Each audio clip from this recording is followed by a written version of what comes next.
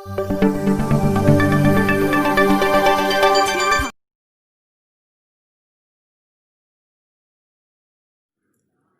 10वी गणित 2 प्रकरण पहिले समरूपता प्रमेय समरूप त्रिकोणांच्या क्षेत्रफळांचे प्रमेय समरूप त्रिकोणांच्या क्षेत्रफळांचे प्रमेय प्रमेयाचे विधान जर दोन त्रिकोण समरूप असतील तर त्यांच्या क्षेत्रफळांचे गुणोत्तर हे त्यांच्या संगत भुजांच्या वर्गांच्या गुणोत्तरा एवढे असते. विधान जर दोन त्रिकोण समरूप असतील तर त्यांच्या क्षेत्रफळांचे गुणोत्तर हे त्यांच्या संगत बाजूंच्या वर्गांच्या गुणोत्तरा एवढे असते. विधान दिलंय, ह्या विधानावरून आपण काय करूया, आकृती काढूया. दोन त्रिकोण समरूप असतील म्हणजे आपल्याला काय काढायचे आहेत, दोन त्रिकोणांच्या आकृत्या काढायच्या आणि ते दोन त्रिकोण कसे आहेत, समरूप आहेत. त्रिकोण ए बी सी आणि त्रिकोण पी क्यू आर मध्ये त्रिकोण एबीसी मध्ये एडी लंब बीसी आणि पीएस लंब क्यू आर. पक्ष काय येईल, काय सांगितलंय, दोन त्रिकोण समरूप असतील. आपण त्रिकोणाची नावं काय घेतली आहेत, ABC and P Q R. So त्रिकोण एबीसी समरूप त्रिकोण पी क्यू आर. त्रिकोण समरूप असतील, इथे आपला पक्ष संपला. आणखी आपण या त्रिकोणामध्ये काय दाखवलंय, एडी लंब बीसी अँड पीएस लंब क्यू आर. इथे पक्ष संपलाय. आपल्याला काय सिद्ध करायचंय, तर त्यांच्या क्षेत्रफळांचे गुणोत्तर, त्यांच्या म्हणजे कोणाच्या, त्रिकोणांच्या क्षेत्रफळांचे गुणोत्तर. मग त्रिकोणांच्या क्षेत्रफळांचे गुणोत्तर काय येईल, areas of triangle P Q R, areas of triangle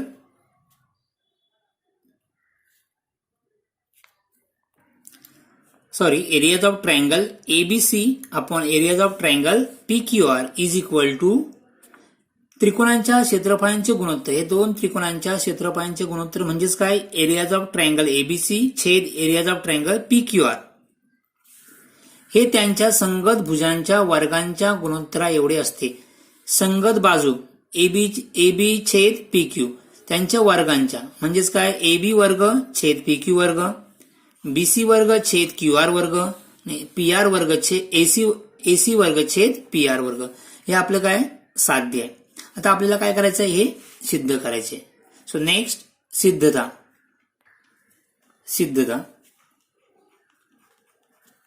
areas of त्रिकोण एबीसी छेद एरियाज ऑफ त्रिकोण पी क्यू आर म्हणजेच का त्रिकोण ए बी सी चे क्षेत्रफळ छेद त्रिकोण पी क्यू आर चं क्षेत्रफळ. मग आपल्याला माहित आहे त्रिकोणाचे क्षेत्रफळ बरोबर 1/2 पाया गुणिले उंची. इथे पाया कोणता आहे, बीसी, उंची कोणती आहे, एडी. इथे काय येईल, 1/2 पाया क्यू आर, उंची पीएस. म्हणून एरियाज ऑफ त्रिकोण A B C, areas of triangle ABC छेद areas of triangle P Q R बरोबर हे 1/2 काय कट झाले. काय उरलं, बीसी छेद क्यू आर गुणिले एडी छेद पीएस. बीसी छेद क्यू आर बरोबर एडी छेद PS. Third next triangle ABC,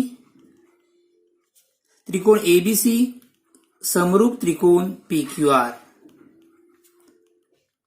हे कुठे दिलंय, पक्षामध्ये दिलंय. याचं कारण काय, पक्ष.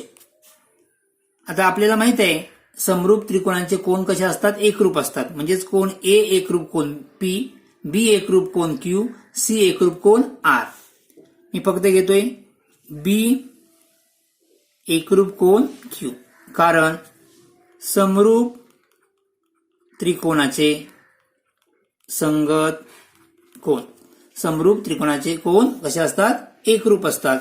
नेक्स्ट, समरूप त्रिकोणांच्या बाजूंचे गुणोत्तर काय असतात? प्रमाणात असतात. समरूप त्रिकोणांच्या बाजूंचे गुणोत्तर प्रमाणात असतात. म्हणजेच काय येणार? AB छेद PQ बरोबर BC छेद QR, BC छेद QR अँड AC पहिलं तिसरं, इथे पण पहिलं तिसरं, AC छेद PR.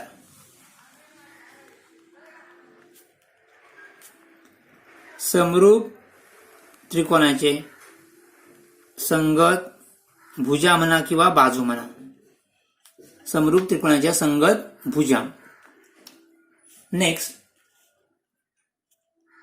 त्रिकोण ABD व त्रिकोण PQS मध्ये, त्रिकोण ABD व त्रिकोण PQS मध्ये, ABD व त्रिकोण PQS मध्ये आपल्याला हे दोन त्रिकोण समरूप दाखवायचे आहेत. यामधील एक कोण आपला एकरूप आहे, B एकरूप कोण Q.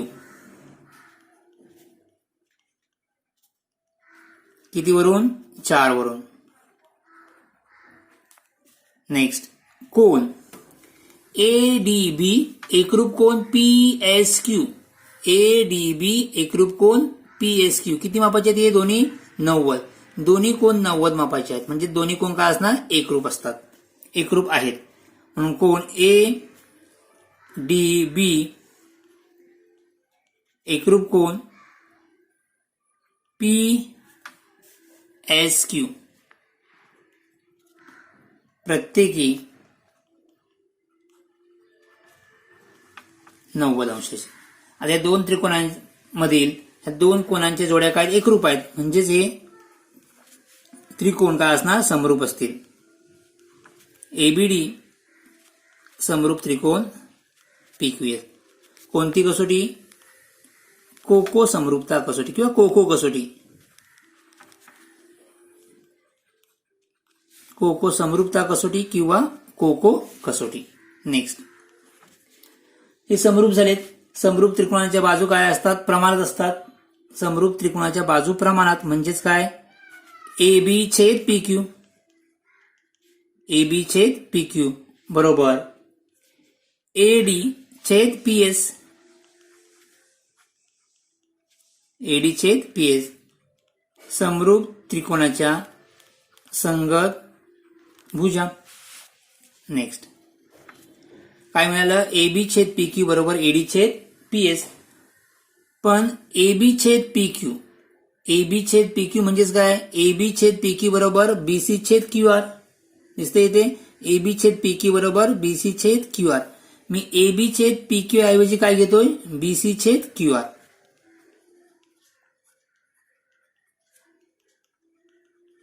बरोबर AD छेद PS. हे किती वरून घेतलं? 5 आणि 7 वरून.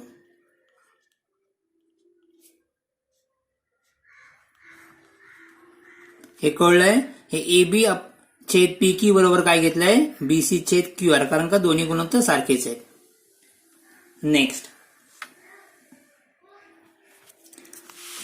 गुणोत्तर विधान 2 बघा. एरियाज ऑफ त्रिकोण ABC, एरियाज ऑफ त्रिकोण ABC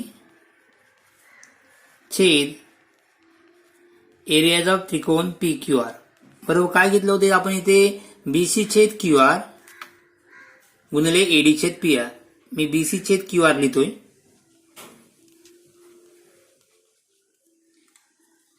इथे काय? AD छेद PS, AD छेद PS.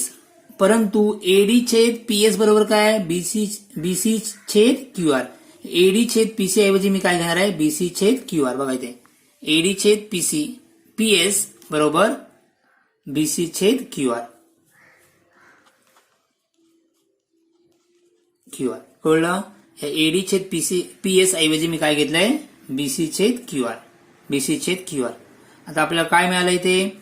BC गुणिले BC. हे किती वरून घेतलं आपण?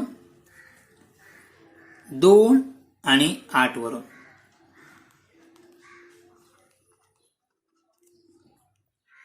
म्हणून एरियाज ऑफ त्रिकोण एबीसी छेद एरियाज ऑफ त्रिकोण PQR बरोबर BC गुणिले BC BC वर्ग QR गुणिले QR वर्ग आणि BC छेद QR बरोबर AB छेद PQ बरोबर AC छेद PR. हे तिन्ही समानच आहेत. ते तिन्ही गुणोत्तर काय सारखेच आहेत. म्हणून आपण लिहू शकतो त्याचप्रमाणे आपण AB वर्ग छेद PQ वर्ग बरोबर AC वर्ग छेद PR वर्ग हे आपण काय करू शकतो सिद्ध करू शकतो. मग या प्रकारे हे या प्रमेयाची सिद्धता आपण काय केलंय पूर्ण लिहिलेली आहे.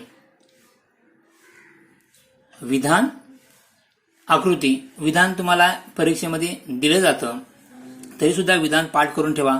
आपल्याला समजा समरूप त्रिकोणांच्या क्षेत्रफळांचे प्रमेय लिहायला सांगितलं तर हे विधान पाठ असणे आवश्यक असतं. शक्यतो विधान दिलं जातं परीक्षेला आणि आपल्याला काय विचारली सिद्धता विचारली जाते. विधान आकृती पक्ष साध्य सिद्धता ही सिद्धता आहे. घरी या प्रमेयाचं काय करा प्रॅक्टिस करा म्हणजे तुम्हाला सहज प्रमेय लिहिता येईल. धन्यवाद.